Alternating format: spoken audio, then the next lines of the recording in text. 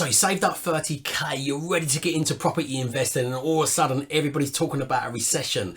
What do? Do you sit on your money and wait for the bottom of the market to buy the bargains, or do you invest now and do what you've done? Like, imagine you've done that in COVID and you wait for the bottom. 2 years later it could be flying. The reality is nobody knows exactly what the market's going to do, so the answer is very, very simple. Invest now. But time in the market always beats time in the market, so there is a way you should be doing this. So in this video I'm going to show you how you invest 30k or however amount of money you've got, how you successfully invest via a recession and still come out the back end of it and have a great portfolio. I started my portfolio in the last recession, so I've got a little bit of experience around this, and I've watched the wave of cycle. So before we get into that, make sure you smash that subscribe button, make sure you hit that bell icon. It really, really helps the algorithms. And now let's get going. How do we do this?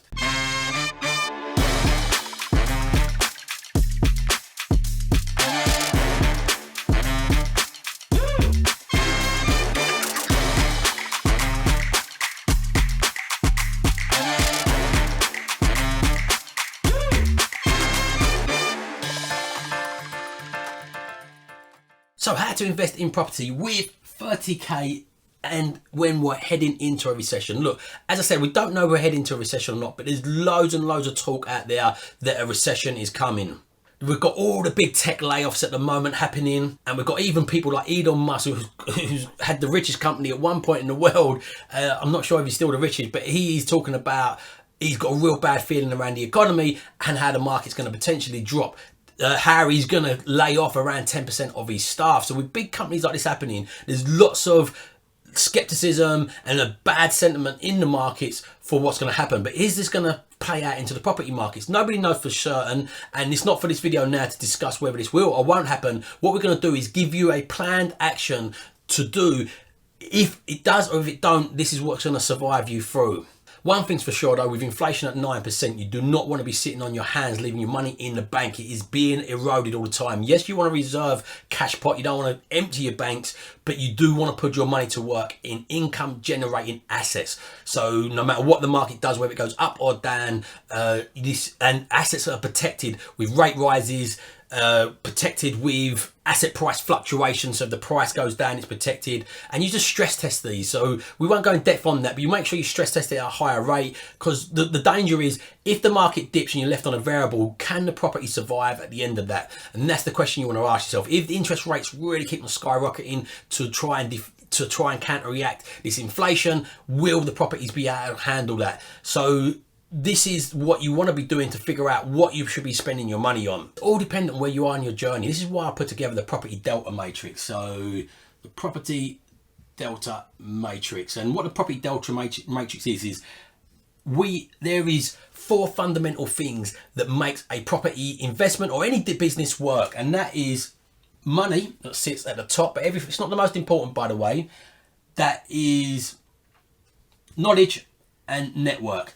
And then the 4th one that sits in the middle is super important, everybody forgets about, I'm not sure how well you can see that, is your time. So then when you're thinking about the property delta matrix, is to get this going, is you've got to ask yourself, how much money, how much knowledge, how much network have I got? Make a little chart underneath and think to yourself, like, write this down, put this on a piece of paper, and from 0 to 10, ask yourself each one of these questions. Where do I score on money, knowledge and network and time? This will give you a gauge of where you are in your journey. Again, like if you've got knowledge, and will be like, have I done developments before? Have I done refurbs before? Network will be, have I got the accountants, the solicitors, the tax advisors to navigate me through the bigger projects? Because it's very important to take on the right level of property investment for where you are in your journey. So for example, if you're at the start of your journey, you want to be just thinking about buy to lets and building up a solid foundation at the bottom with just buy-to-lets. And then once you've got them buy-to-lets and an income coming in, the bank feel comfortable because you've got some assets, you've got some experience. And then you jump up to things like HMOs and service accommodation. Don't get me wrong, some people, if you've got transferable skills, again, if you score high on all leads, you might jump straight into HMO service accommodation, but you don't want to jump straight into them straight off if you're scoring lower on this matrix. So then above that is your commercial conversions, and above that is your development. These are the main strategies. You've got strategies into them like sourcing, rent to rents, lease options, but these are the major core ones. So what you want to do is build this foundation really, really well, and then build up off that, because then these sort of ones, look, if you built up 5 buy-to-lets, giving you say 250 each, you've got £1,200 a month coming in from these. So then if you jump up to this next level and you do some HMOs, if it prolongs, like I'm doing a HMO at the moment, the refurbs prolong, the development finance is about £1,000 a month. Let's say the development finance was £1,000 a month. You've got this income, this £1,200 a month income that is going to support why you're doing these, and the skills and levels you've got of doing the refurbs lower. So then if you then put together a HMO and you earn £1,000 a month from that, and you do 2 or 3 of these, if you do 3 of these and you've got 3k a month, when you step up to commercial conversions, again, you've got a good 4k a month cash flow. So the inevitable challenges you'll get along the way, they're full of challenges, no matter if you're experienced or not. The difference between somebody experienced and not so experienced is how quickly they navigate these challenges and how they can deal with that with their mindset. And this goes into this again, look, so you score yourself on all these, and one of the last things you want to score yourself on is courage, confidence and conviction. You need these 3 C's. If you've not got these courage, confidence, conviction, no matter how high you have got knowledge, if you score 10 out of 10 for knowledge, network and money, and time, you just analysis by paralysis all the time, you're never going to get going forward. So what you then have to do is lower it down so you don't analysis by paralysis and start off on the simpler stuff. As I said, this builds a real strong portfolio for you. And what I encourage everybody to be doing is building an all-weather portfolio. So this is my portfolio. So you want multiple streams of income from your property portfolio. So you want to have income coming from each of the different ones. So look, if SAs are struggling because of COVID, or because people can't travel because inflation's too high, or people don't decide to travel so much because inflation's too high, or abroad all of these get so cheap again now that they're not using these as much, or HMOs get squeezed by the cost of living and the energy costs, you want the foundation of these other strategies to support the strategies that might be difficult. Commercial conversions can support that also, but you need to have them already developed. If you're halfway through a commercial conversion and the banks change their mind on the lending or the market, they can, on commercial loans, they can recall these on some of these. So you don't want to be in a position where they say, we're uncomfortable with this development now, the market's shifted, we want our money back. Or you're planning on exiting it with development, with a commercial finance and a commercial valuation, which is based on the income, and all of a sudden the banks change their appetite to that. So you want to make sure you've got this base to go for these bigger ones. They're more sexy, they're more exciting, but the reality is you've got to take the steps towards them. As I said, if you've got a lot of money, a lot of courage, a lot of time, you might go bigger up. You might be a builder already, or already worked with a letting agent or an estate agent, or been in the industry, or your dad might be an investor. So if you can transfer these skills vicariously, or you've got transferable skills from what you already do, you can go up here quicker. But I still advise everybody to build out this all-weather portfolio. So how my portfolio looks is the large proportion of my properties are buy-to-lets. And these are vanilla buy-to-lets, and this is how you protect yourself. If you've got 30k, what you want is a straightforward vanilla buy-to-let. So what you want is a straightforward vanilla buy-to-let BRR style one. So with 30k, you put down a 20k deposit, you'd spend 10k on your legals and on your refurb. So this is going to get you something like a 70k purchase. So you've got 50k deposit. These are not exact numbers, by the way. These are just give you the principle behind this, so it's not exact numbers. If you've got a 70k purchase with 20k down, 10k spent on stuff, if you get this revalued, so you're into it for 70k, if you get this revalued at say 80k, you can lend 75% of the 80k, or 100k, you won't get it valued at 100k in today's market. But let's do it for easy maths. If you get this revalued at 100k, you're going to get a 75k mortgage on this. So you're recycling some money, but you're practicing doing smaller refurbs. Because the last thing you want to do, if you're early on in your journey and you've only got 30k, is go and raise other people's money and then go and do a development which is 100k, and it ends up turning out to be 130k. The development I'm doing at the moment, I had a budget of I was hoping to bring it in at 70k. I'd never done one with all en suites before, so I knew there was going to be a bit of wiggle room in there.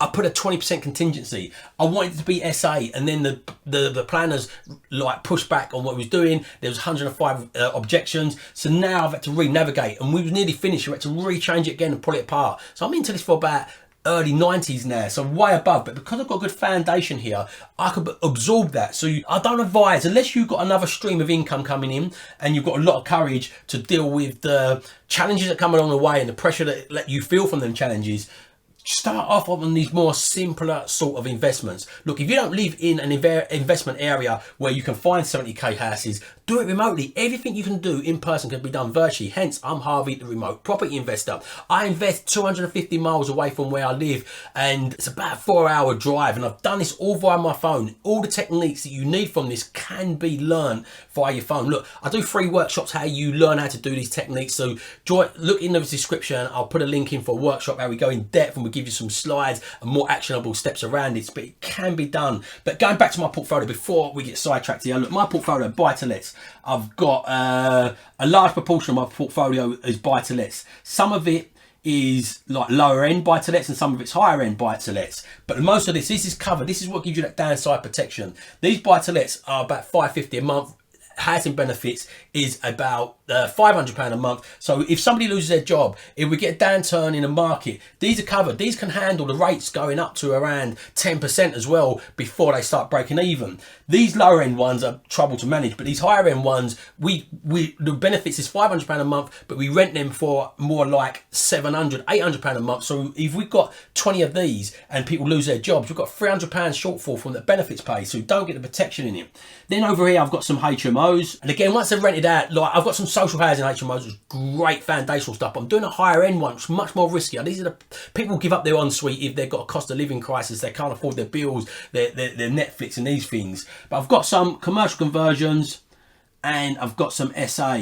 So this is proportionary, but the large bulk of the foundation of this is from this stuff that can handle the bits up and down. So these other higher strategies and this stuff that gives me more gets into a bit of trouble is protected from this, and this is what gives you time in the market, and time in the market will always beat time in the market. You can't time markets. You can have educated guesses, you can look what's going on in the environment, but you'll never time them bang on. So you just want assets that's going to keep you in that market for a long period of time. If you go too high up on this too early in your journey, then this will wipe you out and then you will have nothing. So there's a great opportunity at the moment in this sector. By the way, I'm looking at these, but because I've got the foundation there to protect that, you've got to always make sure you protect the downside. So as I said, we do free workshops on this. Look in the description for the next free workshop when it's coming up. We support people. If you want a discovery call or you want to look at my 6-week coaching program, which we take you through from stage to find these remote areas, how to then manage it all remotely. Whether you live in an area or you want to do this remotely, the methodologies that we teach really work well because it streamlines and uses text. So put in the comments below if you want to jump on a call with me. I'll take these calls personally. If you want a strategy call and explore my coaching, or say if you want a discovery call where we just discover where you're on your journey, no sales or anything, put it in the comments. Please check out my up and coming workshop or anyone that's coming up in the future if you're watching this at a later date. But listen, remember, if you don't evolve your ideas, you're never going to live on your own terms. So evolve your ideas, live on your own terms, have an amazing day, and please hit that subscribe button, hit that bell icon so you get notified for more videos like this, hit the like button, and please share this. My wife's living my terms, my mission to help as many people live on their terms. So if you can share this out, if you found value from it, please share this across your social medias and drag other people to this, tag them in if you think they get value from this.